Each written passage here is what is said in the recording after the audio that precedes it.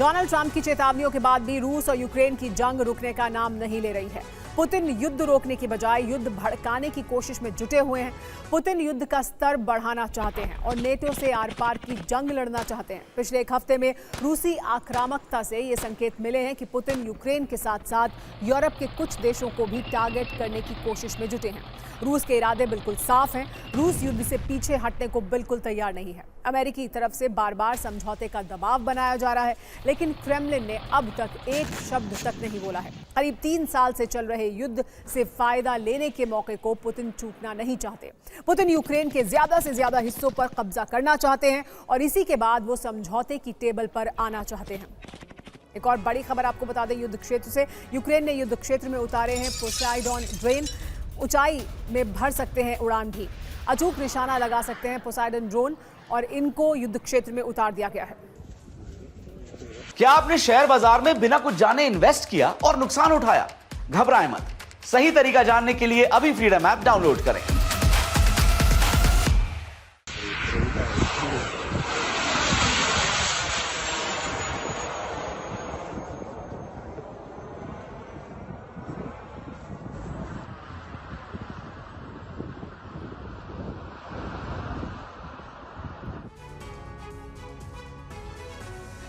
Ukraine के नए और घातक ड्रोन की क्या खासियत है, आइए ये आपको बताते हैं। ज़ेलेंस्की का घातक पोसाइडॉन ड्रोन है ये। 2000 से 3000 किलोमीटर की इसकी रेंज है। 50 से 100 किलो तक का विस्फोटक ले जा सकता है और आसानी से रडार की पकड़ में नहीं आता है। इसके अलावा इलेक्ट्रिक इंजन आवाज कम करता है इसके अंदर, क्योंकि इलेक्ट्रिक इंजन मौजूद है। एडवांस नेविगेशन सिस्टम लगा हुआ है। रूसी एयरबेस के लिए ये घातक है। -20 डिग्री सेल्सियस से 45 डिग्री सेल्सियस तक तापमान पर काम करने में सक्षम है, यानी बहुत ठंडे और बहुत गर्म दोनों ही क्षेत्रों में ये युद्ध क्षेत्र में काम कर सकता है। रूस की सेना लेकिन लगातार आगे बढ़ रही है। ऐसे में यूक्रेन पर सरेंडर का खतरा मंडराने लगा है। हालात ऐसे हैं, अगर कुछ वक्त में यूक्रेन को हथियार नहीं मिले तो बड़े हिस्से पर रूस कब्जा कर सकता है, जिसमें डोनेस्क पर रूस का कब्जा कभी भी हो सकता है।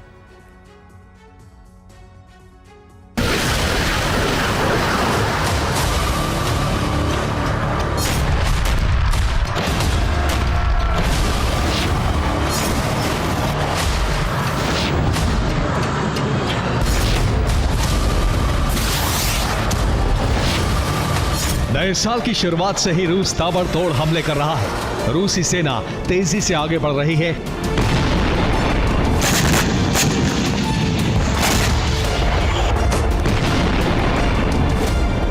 कई इलाकों से यूक्रेनी सैनिक पोस्ट छोड़कर भाग रहे हैं। यूक्रेनी सेना का मनोबल गिर रहा है। ऐसा क्यों हो रहा है? इसके पीछे की वजह समझिए।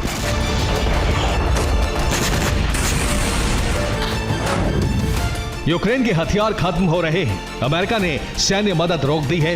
कई नेटो देश हथियार देने से पीछे हट रहे हैं। यूक्रेनी सैनिक थक चुके हैं। रूस के हमले लगातार बढ़ रहे हैं। कई हिस्सों पर रूस का कब्जा हो चुका है।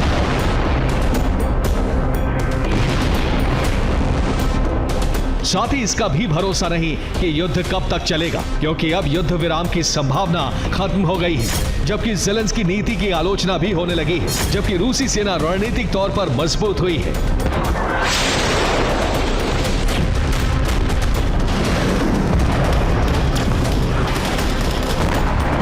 अब सवाल उठ रहा है, क्या कुर्स्क यूक्रेन के हाथ से चला जाएगा? क्या संपूर्ण डोनेस्क पर रूस का कब्जा हो जाएगा? अगर ऐसा हुआ तो यूक्रेन की हार सिर्फ एक कदम दूर रह जाएगी।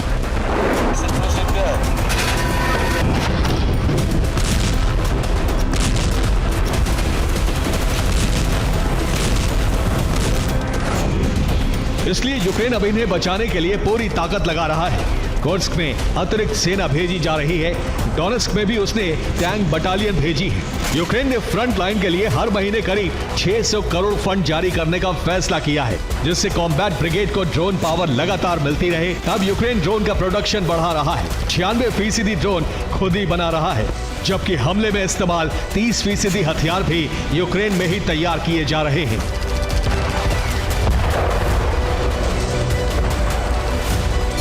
सेना युद्ध में टिकी रहे, इसके लिए ज़ेलेंस्की नई रणनीति बना रहे हैं। इसके लिए ज़ेलेंस्की ने सेना के टॉप कमांडर्स और कैबिनेट के साथ मीटिंग की, जिसमें कई फैसले लिए गए। जेलेंस्की ने कहा है, हमने परिस्थिति का आकलन किया है, हर यूनिट कमांडर से इनपुट लिया है। अब फ्रंट लाइन को पहले से ज्यादा मजबूत किया जा रहा है।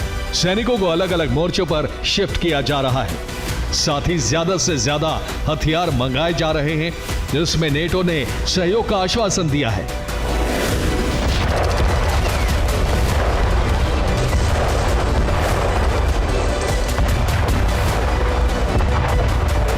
जेलेंस्की का यह फैसला बता रहा है कि वो कुर्स्क को किसी भी कीमत पर खोना नहीं चाहते हैं, क्योंकि कुर्स्क इकलौता रूसी शहर है जहां यूक्रेन ने बढ़त हासिल की है। जबकि डोनेस्क अगर हाथ से गया तो रूस दक्षिणी यूक्रेन में मजबूत स्थिति में आ जाएगा।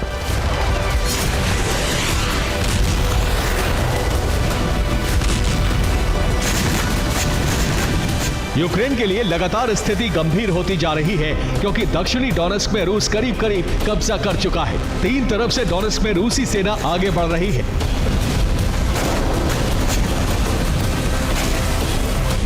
इस दौरान रूस के chief of general staff Valery Gerasimov special military zone में पहुंचे, जहां सैनिकों का हौसला बढ़ाया, जिसके बाद रूस ने बड़ा हमला किया।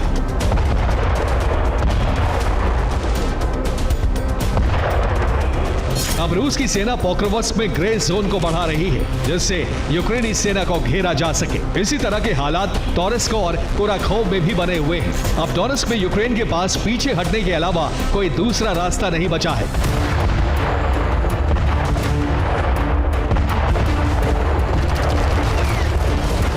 ऐसे में जेलेंस्की को सिर्फ डोनाल्ड ट्रंप से उम्मीद है।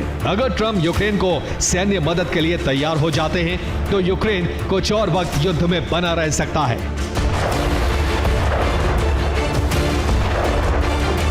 Bureau report, TV9, Bharatvarsh.